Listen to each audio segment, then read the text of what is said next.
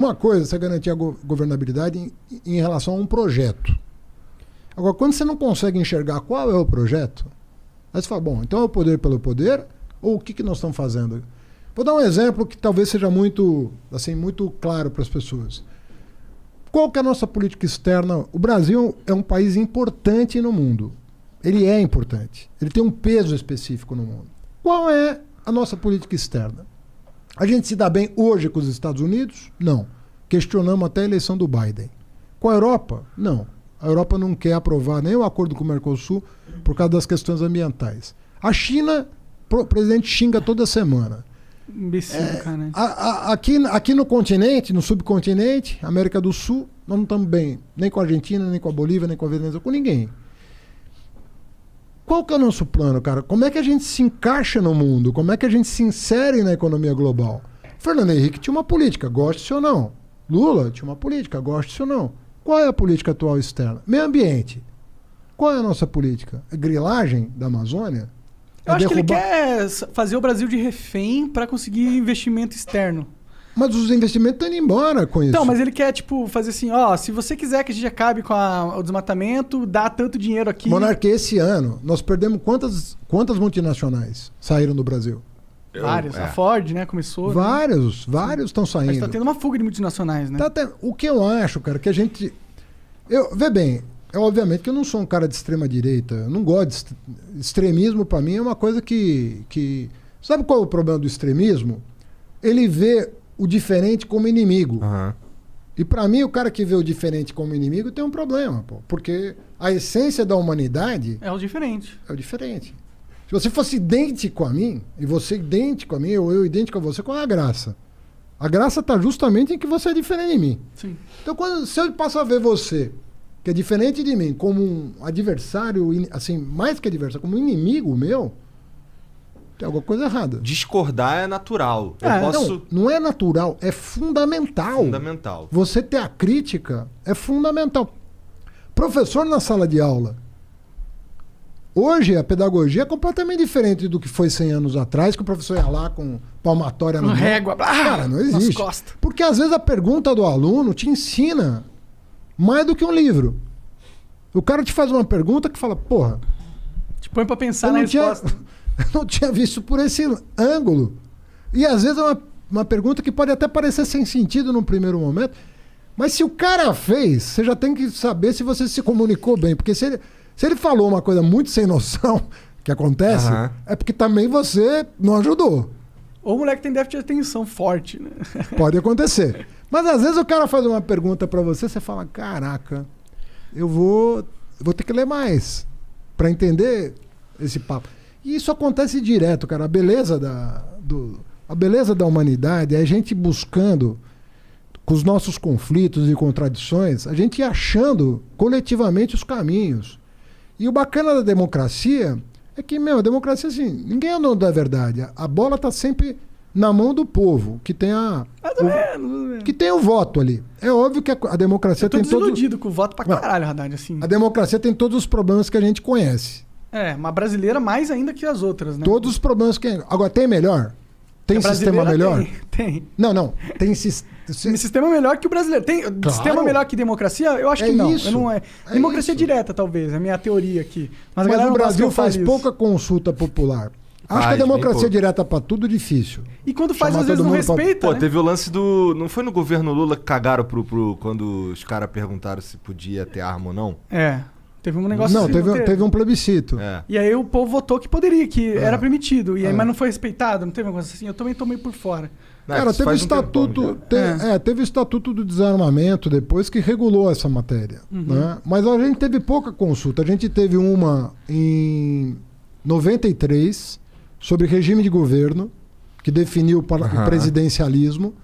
Nós perguntamos para os brasileiros se eles queriam voltar para a monarquia, cara. Esse país teve a coragem de botar ali. Quer a monarquia? Topamos. Quer parlamentarismo presidencialista? Topamos. Mas tu sente que seria respeitado se a gente escolhesse algo diferente do presidencialismo? Seria. Acho total. que sim também. Principalmente o parlamentarismo, que basicamente é o que já acontece, só que de forma bizarra, esquizofrênica. Na verdade a gente não... O que o povo entendeu? Que o nosso Congresso não era maduro o suficiente para eleger eles o chefe de governo. Fala, pô, esses caras será que vão escolher melhor do que eu? Porque é uma delegação, né? O parlamentarismo é uma eleição indireta. É você chegar para o parlamento e falar, vocês vão escolher o chefe do governo, entre vocês aí. Aí o brasileiro olhou para aqueles caras e falou, bicho, melhor não, deixa comigo aqui que tu lembra eu resolvo. Tu votou presidencialismo? Votei por causa disso, porque eu acho que a representação do Congresso ainda precisa melhorar muito. Eu não sou contra, em tese, o parlamentarismo, nem o presidencialismo. Mas nas condições brasileiras, eu acho que o nosso parlamento, ele não é o retrato. Às vezes o cara fala, o parlamento é o retrato fiel da sociedade. Não acho. Porra nenhuma. Eu conheço. Não acho. Até porque não tem o censo, né? Então. Não é o retrato fiel. Não tem como negar que a Porque tem muito poder econômico, tem muito voto de cabresto, tem muita sacanagem em pequeno município e médio município, tem muita milícia, tem. Cara, e não, o próprio sistema, ele é escrito, a própria lei é escrito de forma que vai distorcer a sociedade na sua representação. Né? Você tem, por exemplo, o fundão eleitoral. É isso. Fundão eleitoral, o que é? Os grandes poderosos que já estão na dominância dos partidos vão escolher aqueles que vão representar, porque basicamente eles dão o dinheiro que é quem elege de verdade. A gente vai falar que o povo elege, ok. Mas dinheiro elege também, né, Haddad? Tipo, se tiver dinheiro pra comprar tempo no rádio, tempo na TV, tempo não sei o quê, tempo na internet, hoje em dia, que é importante. E antes, quando o empresário podia doar, também doava para aqueles que defendiam os interesses deles. Com certeza. Então sempre vai ter distorção. Não tem... O que a gente tem que fazer é o seguinte... O fundão eleitoral podia ser diferente, cara. Ele, em vez de dar na mão dos caciques dos partidos, ele poderia ser uma coisa agregada ao CPF do cidadão. O cidadão tem uma parcela do dinheiro no fundão e ele escolhe para quem ele coloca, entendeu? Tá aí uma ideia. Eu nunca tinha ouvido essa ideia. Aí, mas o cara falar, o que é meu aqui, eu quero que vá para fulano. Você escolhe. Aí você tem um filtro que é totalmente baseado na população dividido por CPF. Ou seja, você dá o voto pelo indivíduo igual a todo mundo. Eu gosto de botar a imaginação para funcionar, para melhorar o sistema. Porque o sistema precisa melhorar, cara. Tá feio. Eu perdi as esperanças. Mas sabe qual que é a verdade? Esse troço aí, apesar de ser... Vamos lá. Vamos dizer que essa ideia de fazer pro CPF aí do Monark seja a melhor ideia de todas. Tipo, a gente tá de fato colocando o poder na mão do povo. O político não quer isso. Vamos falar a verdade. O político muito quer... Não, cacete, mano. Olha só. Decidir o dono do partido, porra. A gente acaba avaliando a classe política pela média. E é o jeito de avaliar, né? Quando você vai falar da classe política, você pega, pô, a média desses caras é baixa pra caramba, né? Podia melhorar. Mas tem muita gente séria, entendeu? Você tem menos do que deveria, sabe? Eu diria para você... Tem 5% de pessoas sérias na tem política. Tem mais. Eu diria para você que tem mais. Mas não é metade, sabe? Tá longe da metade. Mas não é 5%. Não é... Tem muita gente séria, tem muita gente que dedica a vida à política. A política bem feita, ela é uma doação, sabe? Porque você está abrindo mão se você tem competência para estar ali, você está abrindo mão de ser um cara bem sucedido no setor privado para se dedicar àquilo. E aquilo não vai te deixar rico, pelo menos não deveria. Sim, mas vai, né? Então, se você é um cara honesto, você não vai ficar rico com a política. Se o cara ficou rico com a política, vai me desculpar. Se ele não se ele não herdou... Se já não começou rico, né? Se já não começou rico... O cara que entrou pobre e saiu rico, desculpa, mas não dá. Você vai ter problema. Por isso que eu gosto quando o cara entra rico na política. Eu acho que a política é coisa de gente rica. Não, tipo, é ruim falar isso porque parece que só quem se importa com a política Não, mas quem tem que em cargos políticos é pessoas ricas, eu acho.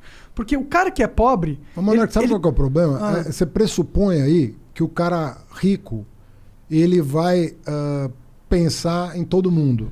Não, a única coisa que eu tô pressupondo ele não faz isso, mas necessariamente. O que eu tô Não estou dizendo que um cara rico não pode ser um grande político. Claro. Pode.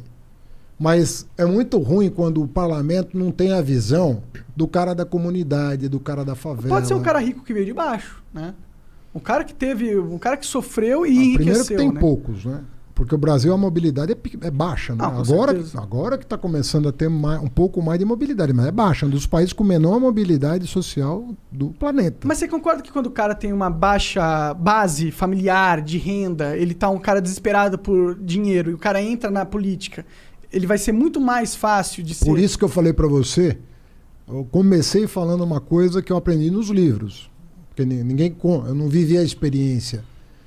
Mas os historiadores que eu li, os caras dizem o seguinte, olha, quando o pobre chegou aos mais altos níveis educacionais, é óbvio que toda pessoa de comunidade... Eu sou filho de camponês. Meu pai nunca pisou numa escola na vida dele.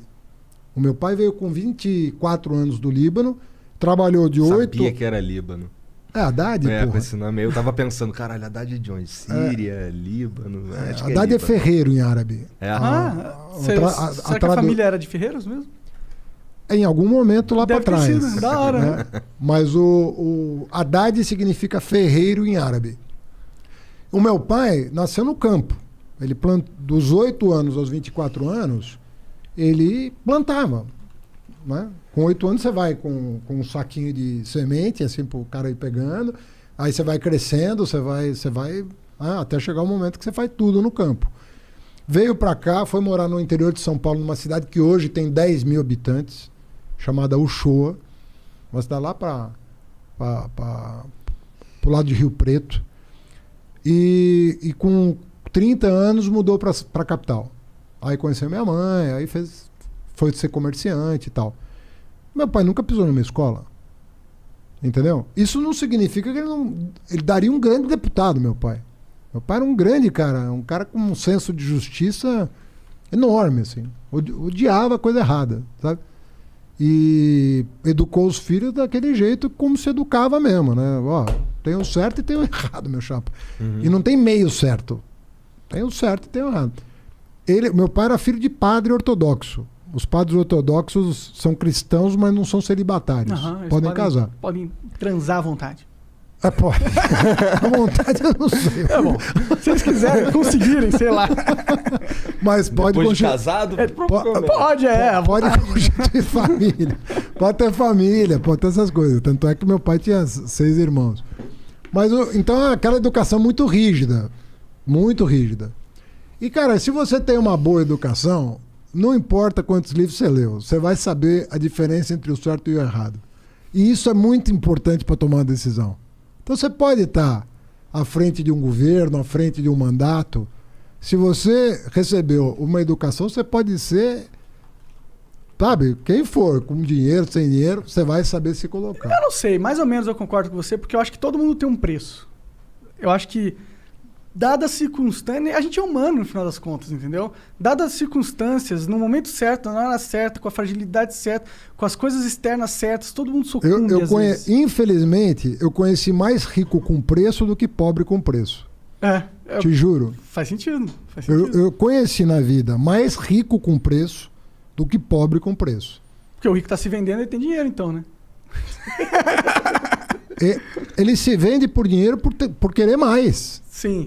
Sempre mais. Sempre mais. Então, essa idealização que a gente faz de que o rico já tem o dele e, portanto, para que ele vai querer mais? É exatamente, às vezes, o contrário que acontece. Sim. Às vezes você vê o pobre ali manter uma posição firme e falar, não faço, porque minha honra, minha dignidade, minha educação vale mais do que isso, do que às vezes um rico que se vende para ter um pouquinho a mais do que ele já tem. Mas é raro, viu? Eu acho que se pegar um pobre e um rico, eles são todos iguais na questão de ser corrompidos, sabe? Por isso que não pode ter essa distinção. Concordo com você, por isso que não pode ter essa distinção. Sim. Tem que ter espaço na política para todo mundo, entendeu? Inclusive porque eles vão levar conhecimentos diferentes. Às vezes o cara tá ali, você fala pro cara do preço do gás, o cara fala, cara, sabe que eu tinha, quando eu era bem moleque mesmo, eu cheguei pro meu pai, me lembro desse dia, porque eu mudei tanto desde então. Eu cheguei, pai, o cara não foi jogar a bola porque não tinha dinheiro para pagar a passagem de ônibus. Aquilo para mim era uma coisa que não existia. Eu achava que era uma desculpa para não ir jogar a bola. Aí meu pai falou, não, tem gente que não tem passagem pro ônibus. Cara, mas a passagem pro ônibus... Filho, tem pobreza no mundo. Ou seja, às vezes não é de má fé. Às vezes você não conhece. Quando eu comecei a viajar ao Brasil, Monark, porque outra coisa assim, eu conheço São Paulo. Eu moro em São Paulo, você conhece São Paulo? Conheço São Paulo. Porra nenhuma. Essa porra Você não conhece São Paulo. Não conhece. O paulistano não conhece a cidade. Aí você chega pro cara e fala, cara, você tem ideia do que é a cidade de Tiradentes? Você tem ideia do que é Guaianazes? Você tem ideia do que é o Grajaú? O cara não sabe nem o nome do bairro. O cara vai ali da Paulista pra casa dele, pra escola dele, pro emprego dele. Ele tá, quando muito, no centro expandido. Quando muito tá no centro expandido. Tatuapé já é outra cidade pro cara. E o cara acha que conhece São Paulo. Mesma coisa do Brasil. O cara acha que conhece o Brasil. O cara nunca pôs o pé no interior do Nordeste, nunca viu a Caatinga de perto, nunca viu o interior do Maranhão, nunca viu... O cara acha que Norte e Nordeste é a mesma coisa, tudo lá pra cima. Ele não entende que os biomas são muito diferentes, as tradições, a música, a culinária. São países diferentes, são culturas diferentes. Aí o cara quer ser presidente da República. Fala, meu... Cara, não é brincadeira isso aqui. Isso aqui é muito diverso, isso aqui tem muitas realidades. Então, por isso que uma pessoa a política carente não pode ser presidente. Você concorda comigo nesse sentido? Mas depende do que você chama. Primeiro, assim, o cara tem que convencer. Primeiro, uma pessoa não consegue 60 milhões de votos se ele não conhecer o Brasil. Sim. É muito difícil. O cara convencer as pessoas a votarem nele. Se ele não Depende tiver... um pouco do discurso, porque, ó... Pô, ele precisa... na verdade, hoje em dia mudou um pouco, hein, eu acho. Porque a internet meio que mexeu fez... nesse jogo a aí. internet elegeu o Trump, elegeu o Bolsonaro Trump também. conhece os Estados Unidos? O Trump conhece os Estados Unidos de cabo? Conhece porra nenhuma. Na verdade é que ele tinha uma máquina na internet, Sim, tinha um mas ele é nome rico. muito grande. Exato. Mas pelo teu argumento, ele sendo rico, ele conhecia alguma coisa. Eu estou dizendo exatamente o contrário. Eu tô Não, dizendo o meu argumento da riqueza ele não é bilionário. não é questão de conhecer ou não. É questão que, pô... E eu acho que talvez até seja um argumento falho nesse sentido, porque é que uma pessoa pobre, que é miserável mesmo, que não teve a oportunidade de estudar, ou que não teve a oportunidade de conhecer não só o Brasil, mas o mundo, Mas essa você vai pôr ela numa posição de poder foda, não é querendo denegrir o caráter da pessoa por ela ser pobre. É só denegrir a competência dela por ela. Porque a gente precisa de pessoas que conhecem realmente. Pô, se for pôr o cara pra gerar uma multinacional, que o Brasil é uma multinacional, é uma empresa gigantesca, se for para pensar dessa forma. Não vai pôr um cara despreparado nessa parada. Se bem que a gente pôs. Mas ele não vai pôr, né? A gente põe mais de uma vez. Mas a gente não vai pôr, né? A gente capricha, né?